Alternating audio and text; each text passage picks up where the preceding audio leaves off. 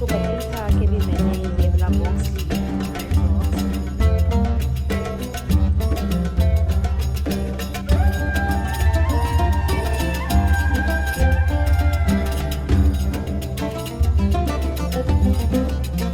Light नहीं है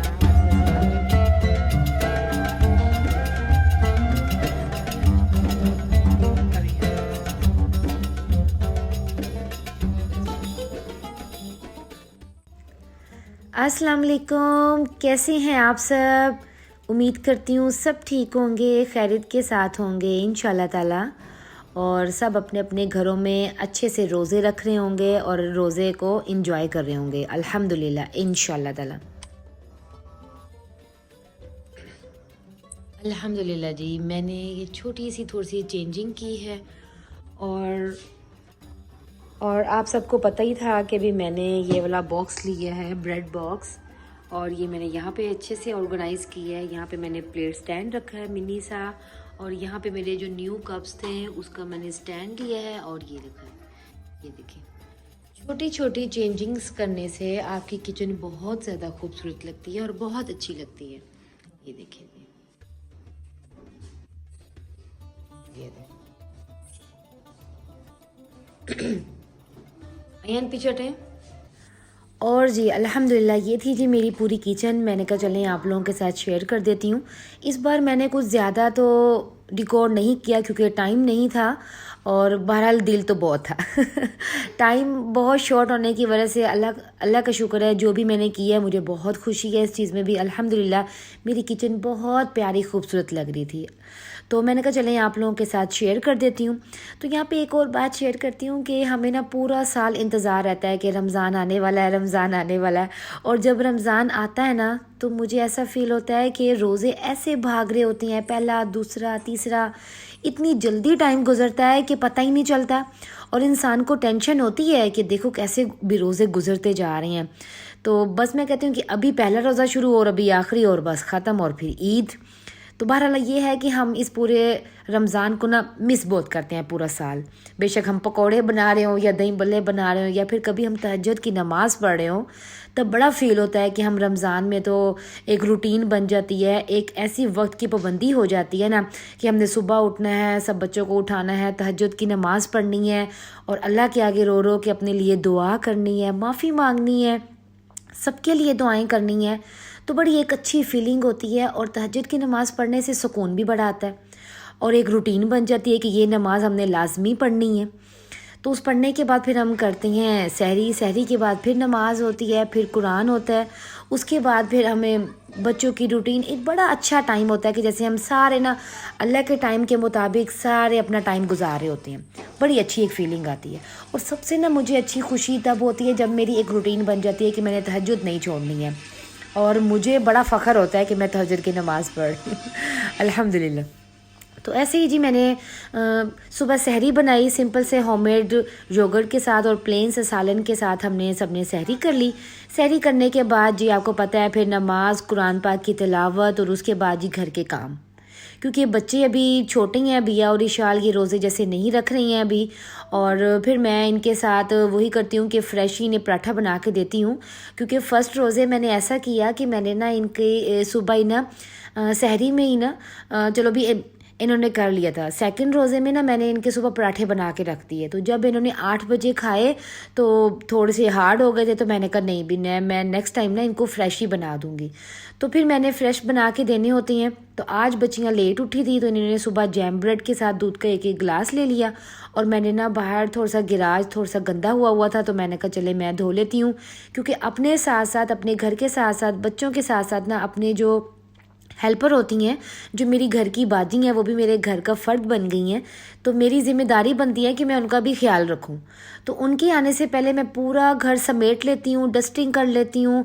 और फिर मैंने ना आज पूरा गैराज और जो मेरे जो वो घर की गली है वो मैंने सारी ना खुद ही वॉश कर ली, ताकि वो आएंगी तो पानी सारा ड्राई हुआ होगा तो वो अपनी रूटीन से जो काम करती हैं वो कर लेंगी।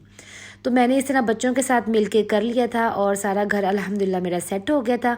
उसके बाद जी बच्चों को लगी थी भूख, तो मैं जल्दी से जी ऊपर गई और आज मैंने अबिया और इशाल के फेवरेट नाश्ता बनाया, जो कि आलू वाले पराठे। और जब मैं ये नाश्ता बना रही थी तो अभी हम मुझसे कह रही थी कि मम्मा आप बना रही हैं नाश्ता, कि आपको भूख नहीं लग रही? मैंने कहा बेटा इसी में तो मज़ा है, इसी में तो सुकून है। और यही तो मैं कहती हूँ हमारी नेकियों में आ जाती है कि आपने गौर किया होगा कि मगरिब की देख लें अजान होने वाली होती है, दस्तरखान सजे होती हैं, सारी चीज़ें सारे लवाजमात हमारे सामने पड़े होते हैं, बहरहाल हम उनको खा नहीं सकते हैं जब तक अल्लाह का हुक्म नहीं होता है, जब तक नमाज नहीं होती, अजान नहीं होती, सॉरी अजान होती है, सब जल्दी जल्दी से दुआ मांगते हैं। किचन को नीट करूँगी और फिर ये मेरी चाय बन रही है, मैं इसको चाय अच्छा जी, ये जी मैंने बच्चियों का नाश्ता रेडी कर दिया है। ये देखिए मैंने चाय बना दी है और साथ मैंने पराठा बना दिया है। अब मैंने अपनी सारी किचन को समेटना है। ये देख लें थोड़ी सी मैसी हुई है और ये देखें अब इसको सारा समेट के उसके बाद मैं नेक्स्ट काम इसमें किचन में करूँगी, क्योंकि जब तक किचन ना समेटी जाए ना, सफाई ना हुई हो, तो फिर बिल्कुल भी दिल नहीं करता आपका। और जैसे ही मैंने बच्चियों को नाश्ता बना दिया अल्हम्दुलिल्लाह, तो उसके बाद मैं अपने कुरान पाक की तरफ आ गई और कुरान पाक मैंने पढ़ना था तो मैं वो पढ़ने लग जाती हूँ, क्योंकि मुझे इसमें अगर लेट हो जाए तो मुझे बहुत ज़्यादा टेंशन होती है कि मेरे कहीं सिपारे ना रह जाएँ आज के ना, क्योंकि घर के काम तो बिल्कुल भी ख़त्म नहीं होते। तो आप यहाँ पर ये चीज़ भी नोट करें कि आप जब अफ्तारी के लिए बैठते हैं तो 10 से 15 मिनट पहले बैठें, दस्तरखान लगा दें, सजा दें, जो जो चीज़ें आपने घरों में बनाई हैं और बच्चों को ज़्यादा से ज़्यादा बना के दें। और वैसे भी मैं कहती हूँ कि रमज़ान में अपने दस्तरखानों को बढ़ाना चाहिए, तो इस तरह। और 10 से 15 मिनट पहले जब भी आप अपने वह दस्तरखान पे बैठती हैं तो वो बड़ा ही एक कीमती टाइम होता है। आप अपने अल्लाह से रो के गिड़गिड़ा के अल्लाह से माफ़ी मांगें, अपने गुनाहों की माफ़ी मांगें और जो जो चीज़ें आपको चाहिए वो आप अल्लाह से मांगें, क्योंकि अल्लाह ही देता है तो बंदे की पूरी होती है। मैं अपनी हेल्पर को कह रही होती हूँ कि किसी से मांगने से कभी भी इंसान की पूरी नहीं होती है, ठीक है, जब तक अल्लाह बंदे को नहीं देता है।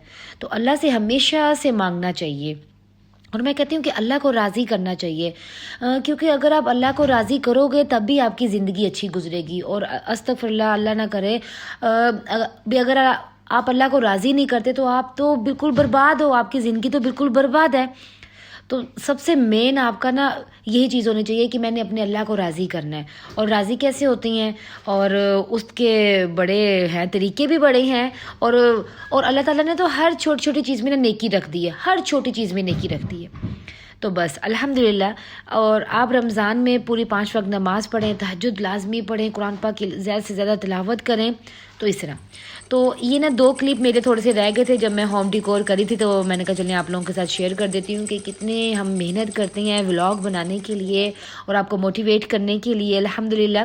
तो उसके साथ साथ ना रमज़ान के रोज़ों के साथ साथ मेरी ईद की यहाँ पे तैयारी भी स्टार्ट है। और यहाँ पे ना मैं जो नॉर्मल कैजुअल कपड़े होते हैं वो मैं अबिया और इशाल के ना घर में ही सी रही हूँ और आपको दिखाऊंगी भी लाजमी। अब आप कहेंगे कि ना तुम सीती जा रही हो और दिखा तो कुछ भी नहीं रही हो, नहीं नहीं मैं दिखाऊंगी। बहरहाल ना ये मेरी अभी स्टार्टिंग है, मुझे इतनी स्टिचिंग आती नहीं है बहरहाल थोड़ी थोड़ी मैं सीख रही हूँ अभी। शायद मुझे कोई गला बनाना नहीं आता, कुछ इस तरह मैं थोड़ी थोड़ी सीख रही हूँ। बहरहाल एक्सपर्ट इंशाल्लाह हो जाऊंगी मैं।